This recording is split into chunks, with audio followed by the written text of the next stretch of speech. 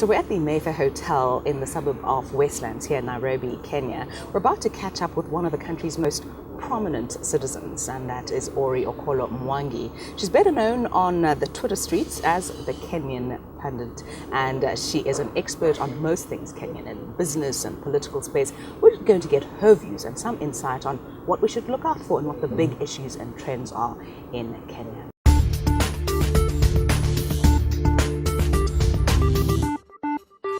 What do you see as the big business opportunities and investment opportunities that people can look into? I think the opportunities are around energy, particularly renewable energy. I recently read a stat that we have the highest number of home solar installations, I think, after Germany in the world. We're a powerhouse in terms of geothermal. And we're starting off from sort of a low base, but the government has shown a commitment to really building up both on sort of your traditional coal, which is a bit controversial, but also renewables. Second is construction and infrastructure. Lots of investment on roads. I think the retail sector, in terms of mall construction, is slowing down, but the retail opportunities are still there. If you look at all the brands that are coming in, your KFC, sort of this aspirational middle class is still a thing. Tourism is back on the rise. I think we've learned lots of lessons when things were really tough, and you're seeing us reaching out more to the region and to domestic tourism rather than sort of the fickle Europe, the US markets, which scare off very quickly. And fourth, I guess, logistics. We are a hub. For East Africa, and I think anyone who's interested in coming in and the buzz is reflective of, if you look around, within Africa, you do have to sort of have a regional approach to East Africa, West Africa. You can't, country by country, you won't make it. And so we're very well positioned to be a hub into East and Central Africa. Now, a few years ago, Time magazine listed you as one of the 100 most influential people in the world. And that was related to your own activism and your involvement in the tech space as well. Give us a sense of what's happening in the political arena, because I know the election's next year. Since being back, I'm reminded that we have a love-hate relationship with politics. We love the drama of it, but we hate sort of what it's doing, particularly in terms of corruption. And a sense, I think, there's a lot of frustration because we all know that we should be doing much better. So I think when our neighbors look at us and they're like, what are you guys complaining about?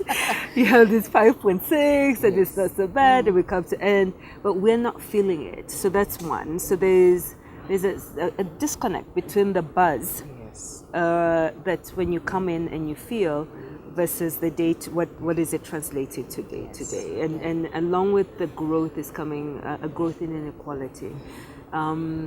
So there's a sense we should be doing so much better. If we want as corrupt, we should be easily at a 9%, 10% regular clip growth.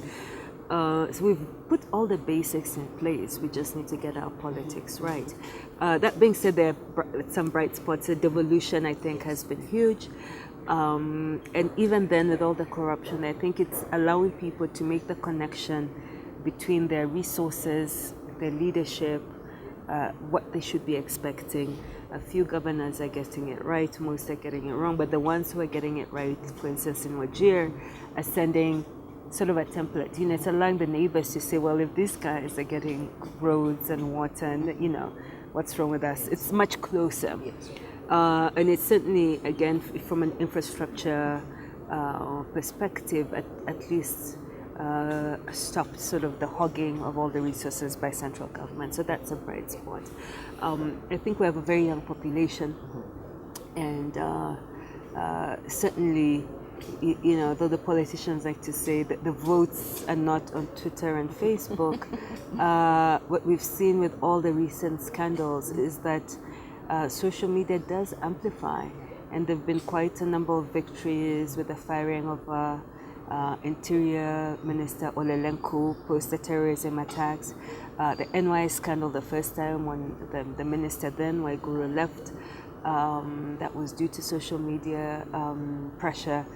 And certainly when the media, I think the media seems to be waking up now, but there was a 2 or 3 year lull. And certainly then, the work of the Fourth Estate, for better or worse, was being done by Kenyans on Twitter. And so I think this sense of what it's young, they're on technology, and again, they're also starting to make the connection, particularly this kind of like the NYS, which directly affected the youth, between leadership and their day-to-day. Will it become sort of an uprising? That's the question I always get asked. Are we going to see an uprising or an Arab? No. And I think that's fine. I think each country Zimbabwe has found its way to voice their protests and their issues, whether this flag, South Africa with fees must fall, in Kenya, whatever its variation will be. But those are all similar trends where people are saying, okay, we found, you've blocked all these other ways, we're finding our way to get our own message. So it's allowing people, I think, both to connect with each other and to connect with other movements. Will something come out of it? I'm not sure. But I do think there's a sort of a growing consciousness of the linkage between who you elect and how your country thrives or doesn't thrive. And I think that's progress.